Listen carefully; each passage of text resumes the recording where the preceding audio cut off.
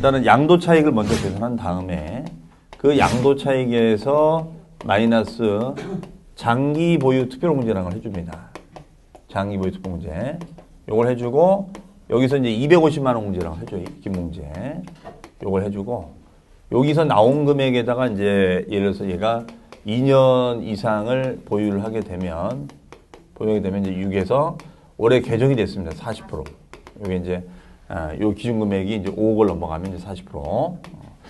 자, 이제 요게 이제 포인트거든요. 그러면은 양도소득세를 줄이려면은 요 장기 보유 특별공제를 받느냐 못 받느냐 요게 되게 중요한 얘기입니다. 이걸 받을 수 있느냐 못 받느냐 이제 요 얘기예요. 그럼 만약에 얘가 사업용 토지였다. 2004년 토지였다. 그런데 양도차익이 1억 원이었다. 근데 요 사업용 토지가 보유기간이 뭐 10년이었다. 10년. 그러면 요 1억을 요 공제를 해준단 말이에요. 요거를. 그러면 이게 이제 매년 얘는 3%씩 공제를 합니다. 매년 3%씩. 매년 3%씩. 그러면 이게 이제 보유기간이 10년이니까 이제 몇 프로 돼? 30%가 되겠죠. 그러면 마이너스 이제 3천만 원 공제를 받고 30%니까. 그러니까 1억에 30%니까요. 1억에 30% 공제해 주니까. 자, 이해되시죠? 그 다음에 이제 250 공제를 받는 거예요. 그러면 이게 1억에 3천이니까 7천에 250은 얼마죠? 6,750이죠. 6,750이에요. 그럼 여기 이제 24% 정도가 이제 나옵니다, 이게. 근데 이게 비사업용 토지가 되면은, 이게 어떻게 되느냐, 이게 이제 2016년, 작년 기준으로 따지면은 어떻게 되냐면 1억 원에서 마이너스 장기 보유 특별공제를 받을 수 있냐. 얘도 받을 수 있도록, 이 당시에 이거를 개정했었어요. 공제를 해준다. 그런데 이제 여기서 이제 중개를 했던 분들이 실수가 좀 있었죠. 뭐냐면, 그러니까 여러분들이 어떤 인터넷 기사나 뭐 이렇게 블로그에 뜬 거를 마치 그것을 다 100% 개정된 걸로 생각하시면 잘못하면 이런 문제가 생기는 거예요. 그러니까 2015년도에 2016 개정안이 나왔을 때 개정안상으로는 이 공제를 해준다고 그랬단 말이에요. 그러니까 이 토지 중개하는 분들이 이제 못 모르고 그러면 저 2016년도부터는 장특 공제를 받을 수 있으니까 2015년도에 10일 말에 잔금 날짜 맞춰놓은 물건들을 다 16년으로 밀어놓은 거야. 사장님 이거 2016년 1월 달로 이거 미루면은 이거 공제받을 수 있습니다. 그러니까 당연히 지주는 좋아하지.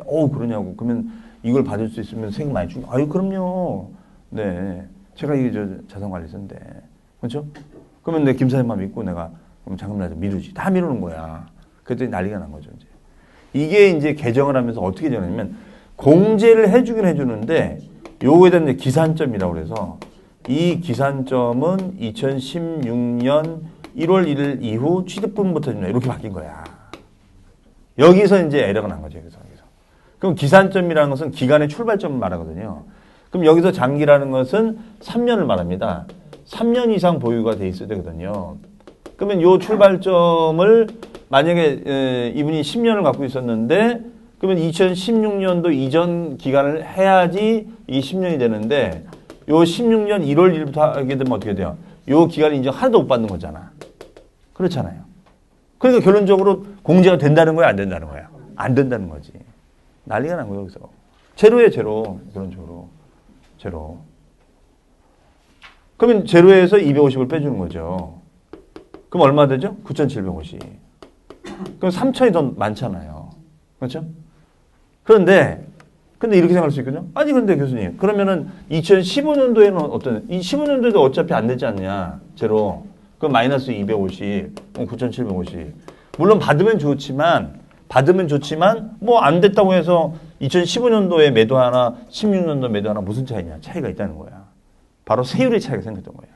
얘는 이게 6에서, 이 당시만 해도 38%였고요. 이 당시만 해도 6에 38%였는데 얘는 여기다 10% 할증해버려요. 할증이 붙어버려요, 할증이. 작년에 파는 분들. 그러면 이게 몇 프로 되는 거죠? 16에 48% 되는 거예요. 그러면 똑같은 9,750일지라도 세금을 몇 프로 더 내는 거야? 10% 더 내는 거죠. 그러고 난리가 난 거죠, 이제. 그래가지고 이제 멱살 잡으러 온 거지, 이제. 멱살 잡힌 거지, 이제. 어? 당신 말 믿고 이거 했는데 이게 어떻게 된 거냐. 공제는 고사하고 이게 세금이 더 나오게 생겼어, 지금. 그렇죠?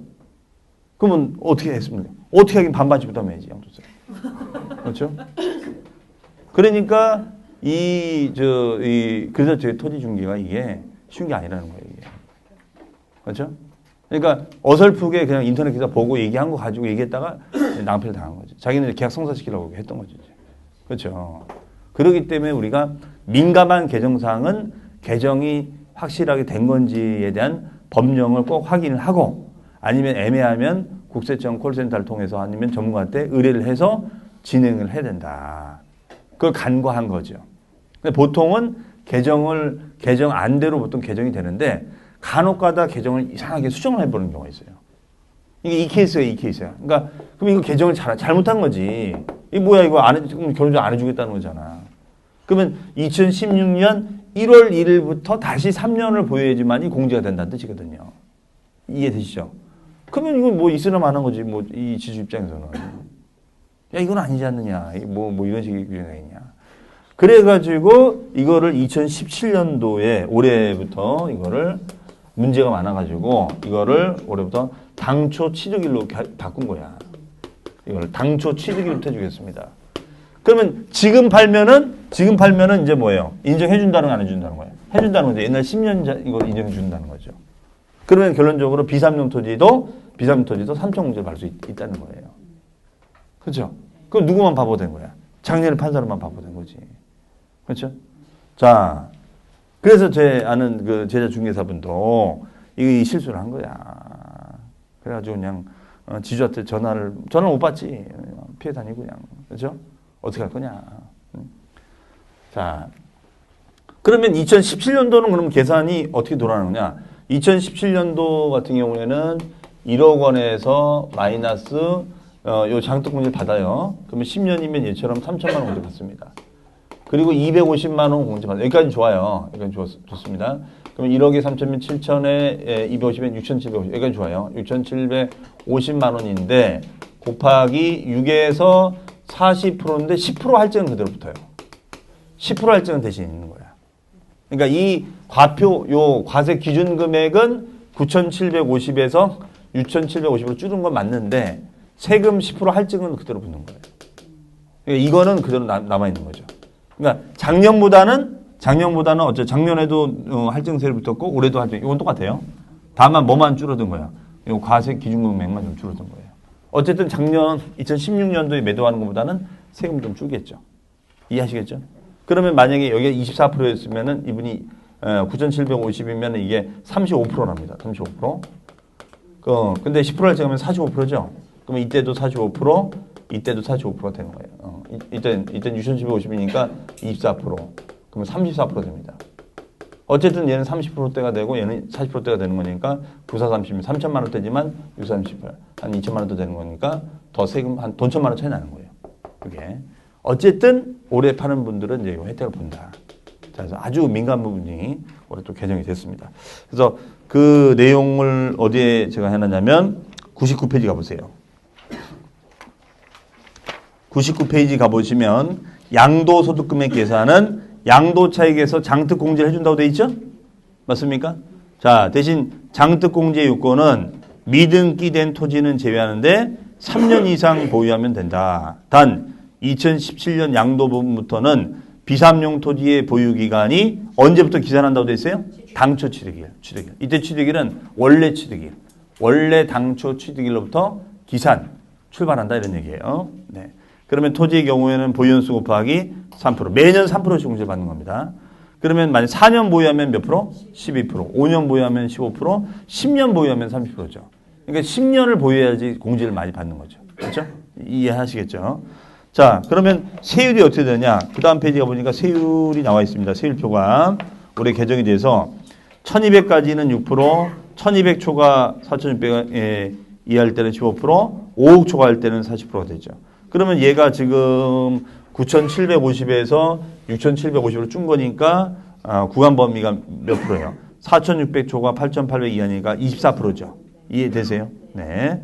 자, 다만 거기 토지 같은 경우에는 제가 써놨죠. 또 뭐라 되세요? 비업무용 토지에 대한 추가과세 10% 적용. 기본 세율의 몇 프로를 10% 추가과세를 2016년 1월 1일 양도분부터 적용한다. 그러니까 작년에도 10% 할증이고 올해도 10% 할증이 되는 거예요. 이해되시죠? 네, 그렇게 해석을 하시면 되겠습니다. 자, 그러면 여기서 이제 한 가지 더. 그러면 교수님, 그러면은 자, 비사업용 토지가 하고 사업용 토지의 차이점은 이거네요. 장특공제는 똑같아졌어. 그렇죠? 비사업용 토지도 장특공제를 지금은 이제 받을 수 있고 사업용 토지를 받을 수 있는데 차이는 뭐예요? 세율이죠. 사업용 토지는 세율이 몇 프로예요? 6에서 40%가 되는 거고 비사업용 토지는 세율이 16에서 50%가 되는 거죠. 50%. 그렇죠? 이런 세율이 여기 훨씬 더 높게끔 돼 있습니다. 대신 여기까지 똑같다 이거예요.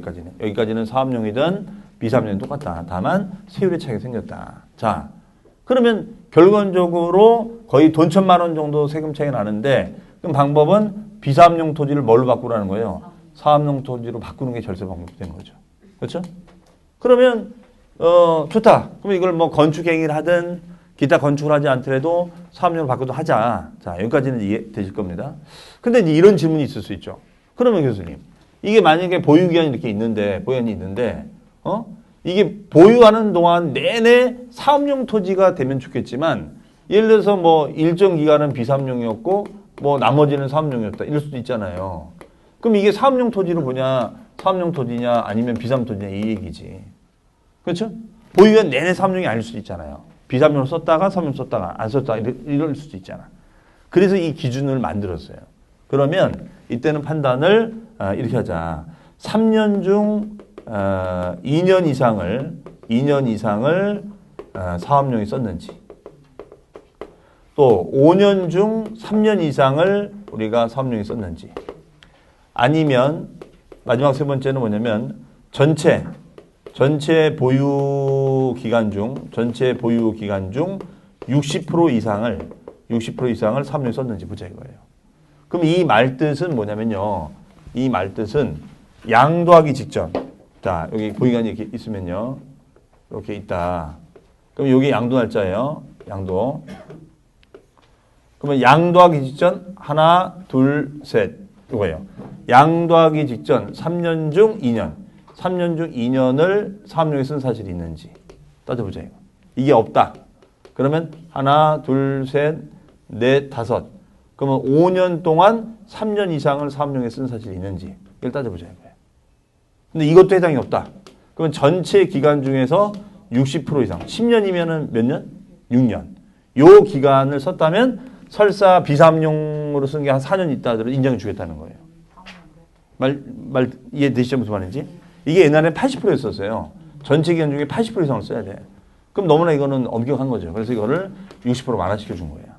그러니까 결론적으로 이거는 컨설팅이 가능하다는 거죠. 비사업용 토지를 사업용 토지로 바꾸면 요 기간이 비사업용 기간이 있다더라도 일정 기간 인정해 주겠다는 거니까. 그러니까 이거 디테일한 부분들에 대해서 이제 검토를 해야 되는 겁니다. 이게. 이해하시겠죠? 그래서 우리가 비사업용 토지를 사업용 토지로 바꾸는 전략.